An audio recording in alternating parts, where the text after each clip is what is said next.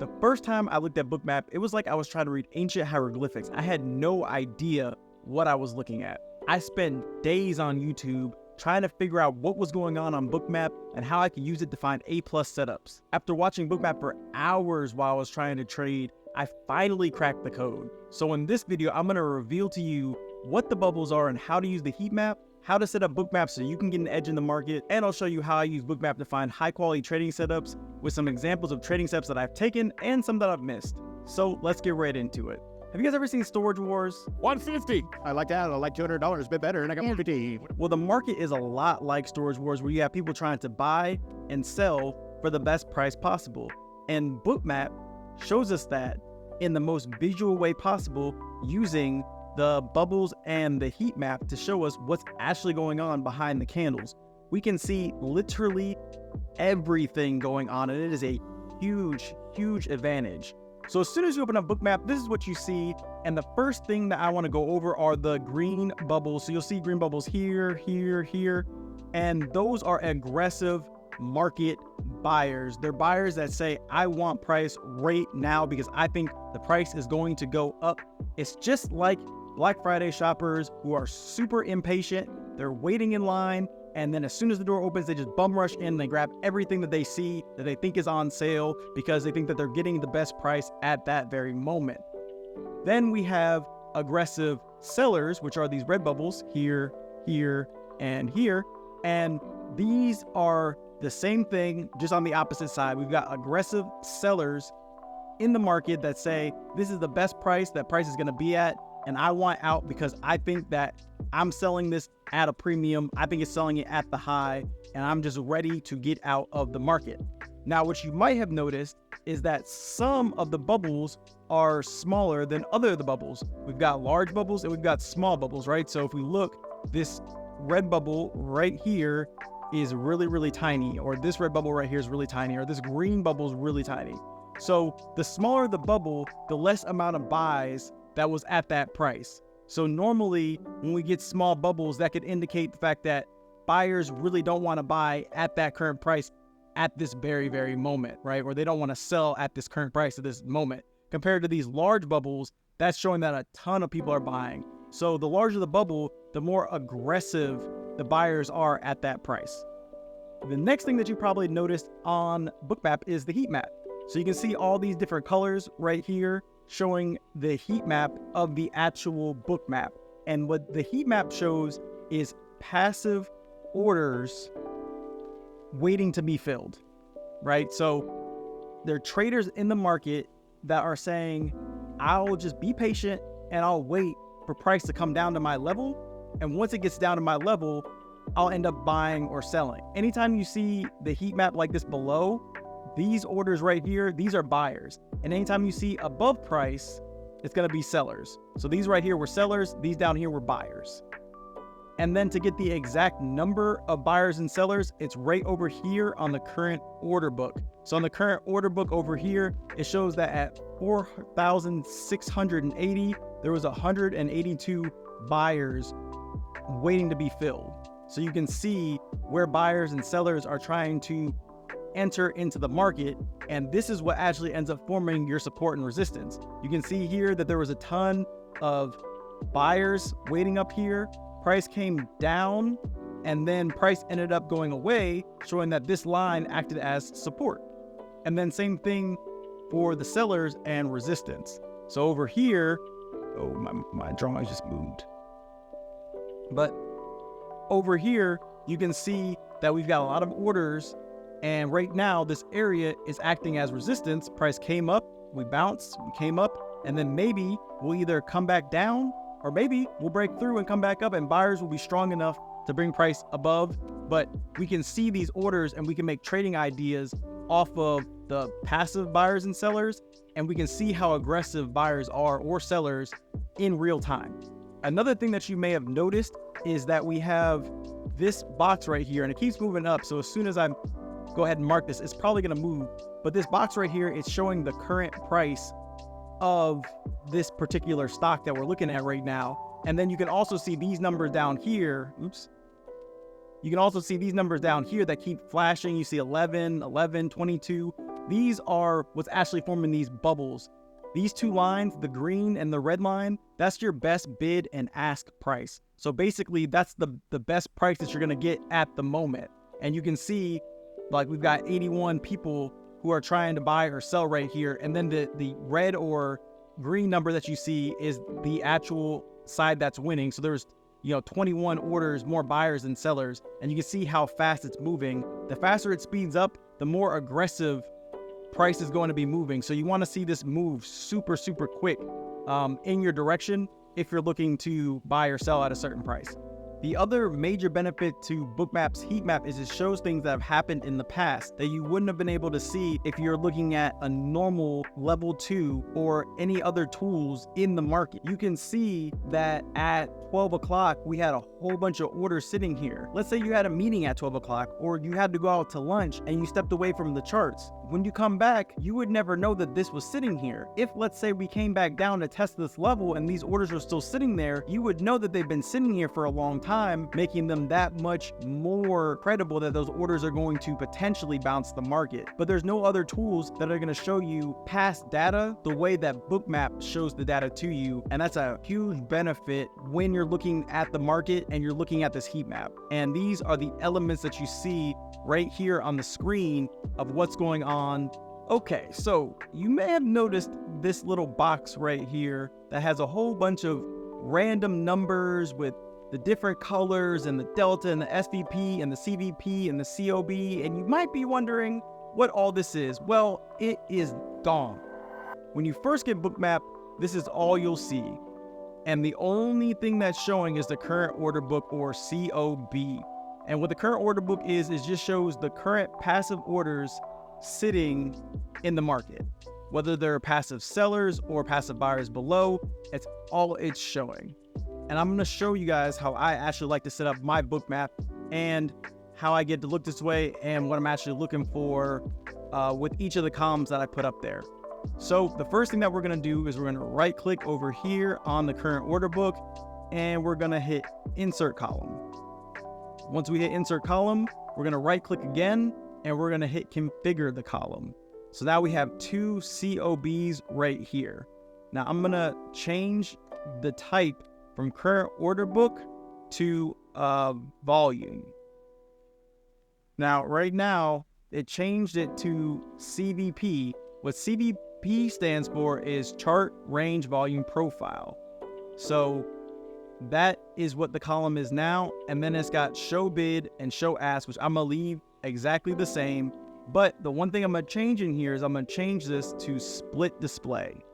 And then I'm gonna hit close. So what the CVP or chart volume profile shows me is the number of already completed buys and sells that have happened at a certain price on the chart. And when I zoom in, you'll see the numbers start to get smaller and smaller, or not smaller, but these numbers start to go away because there's nothing that's been traded that's showing on the chart currently. So it shows the active chart price range, and then it shows me the orders. So I can zoom in really, really close and see just the number of orders that's been traded right through here, which is about a 2-point range. And I can see that there's been 113 sells to 102 buys. And so it just lets me see close up how many buyers and sellers wanted to be buying and selling at this current price. And when you zoom back out, you get an even larger picture and you can see everything. So to set up my next column, I gotta do the same thing. I'll right click and I will go to insert column. It gives me another CVP column. So instead of CVP, I'm gonna right click again and now I want session accumulated.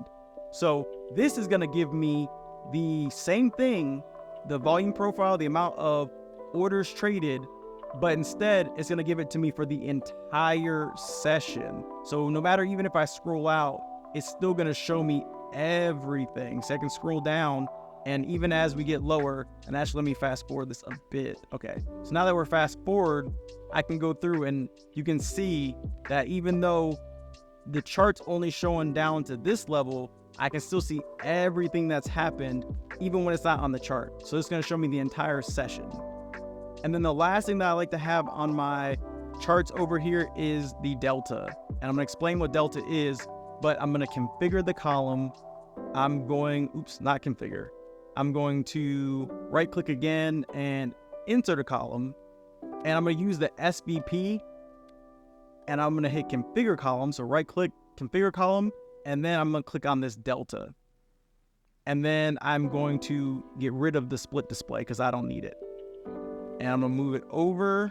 I'm going to right click on it again, configure column, and I'm going to change the title to delta. I'm just going to type in delta. And you can see that delta was checked. So the delta is going to show me the buyers minus the sellers. So at 4585.50, if I took 2,383 and subtracted it by 2,235, I would get 363. So there's 363 more buyers at 4585.50 than there are sellers. And then to the negative, you would do the same thing. So if you had 3,604 and you subtracted 4,038, it would be a negative 447 or 447, which would be more sellers than there are buyers. So it's just a really quick way for me to subtract, and I can see if sellers are winning the battle here, if buyers are winning the battle here, if there are trap buyers and sellers, which we'll get into a little bit later on. But this tool delta is super important for the way that I like to trade. The other tool that I really like to use is the CVD, or the cumulative volume delta. It's very similar to the delta, but instead it's in graph form. And this shows me how many, if the buyers or if the sellers are in control. So as the cumulative delta rises, that means that there are more buyers buying in the market than sellers. And when it's coming down, it's showing that sellers have now taken control and the price should be coming down. So if we come up, you can see that sellers are starting to take control and the market starts to sell off.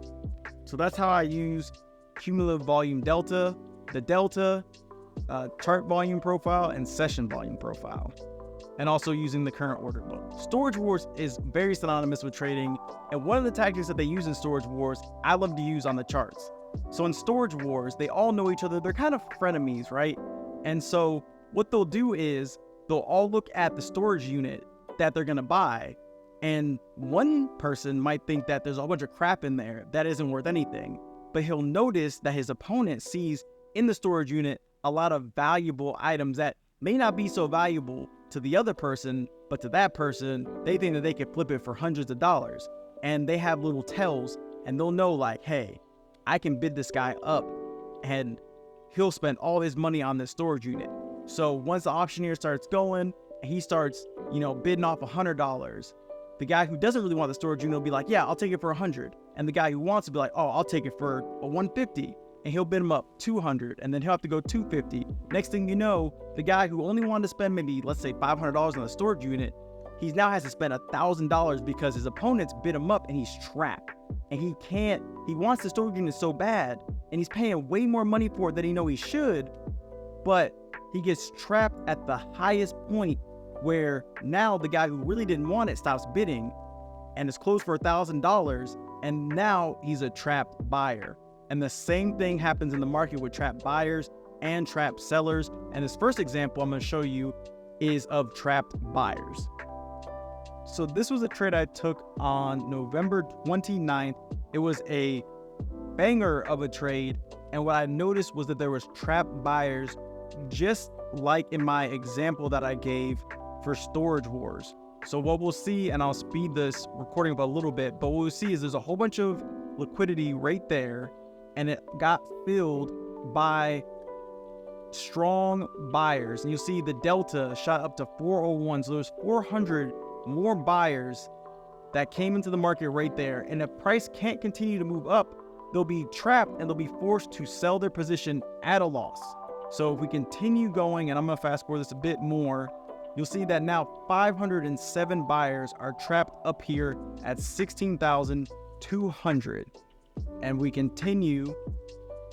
Now there's 611 trapped buyers. So there's people who are continuing to buy, but the market can't rally any higher. And if the market starts to sell off, then they're going to be in a lot of trouble. They're going to be in pain and they're going to have to sell.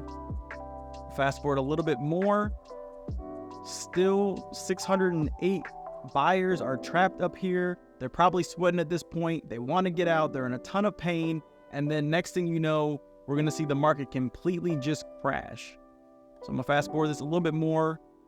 And there it goes. The market the market has fallen. And all of those buyers that were up here, they're all going to have to stop out as the market continues to sell off. So that's an example of finding trapped buyers in the market and capitalize on a really nice gain. I think this thing sold off like 100 points from here. It was pretty nuts. I got 30 points really quick, but on NQ, you can get a lot of damage being able to find trapped buyers in the market.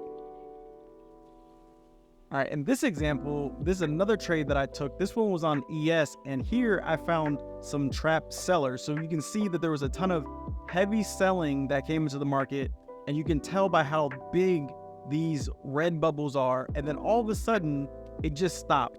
And in this case, we actually got something called absorption, which is somebody was buying the market up when somebody was trying to sell pretty heavily. So you can see we had 500, and at some point it's going to turn to 900 sellers, and they just couldn't move the market down any lower. So I fast forward this a little bit more.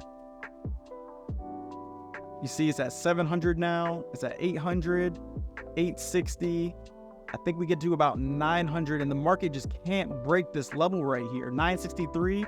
And then you can look to take the market long when you spot the fact that the market can't push down any lower than what it's already going. And then next thing you know, this thing reverses, and we had a really nice trade. I think I got about 10 points on this trade just from being able to spot the fact that sellers couldn't bring price down any lower. So in this next example, we ended up selling off from that long that I took earlier in the day, and we came to these two pockets of high liquidity where passive buyers were looking to get filled. And what's interesting about this is you would never see this on a candlestick chart. On a candlestick chart, you would never know that 800 people or 1,000 people are trying to get filled in this pocket of liquidity right here, this area on the chart. You would never know that 300, 500, 323 orders are just sitting here, almost 1,000 orders, over 1,000 orders, like 1,200 orders are waiting to get filled right here. You would never see this on a candlestick chart. And this is one of the powers of Bookmap, is be able to see where people are trying to get active. Now you shouldn't just buy blindly because you see these orders here. However, you can see support real time being formed right here, and this can give you an advantage in the market. So as I hit the replay button, we're going to see that these orders are going to get filled, and it's going to cause the market to rally. So as I hit this replay button and the market starts to do its thing, you just see these orders are just sitting here waiting to be filled. Now, the reason why you don't want to just order blindly is because they can pull these orders, and these orders don't have to get filled. That's called spoofing the market. But you can see that these orders got filled, and as soon as they got filled, the market bounced, and these orders continued to stay down here, which is also good because that's showing us another area of support. On top of that, the CVD has something called a divergence. So in the market, reading the CVD, you want to see the CVD come down and create new lows, lower lows, just like in the market. So you can see here, the market made a low and the CVD made a low. The market made a lower low, the CVD made a lower low.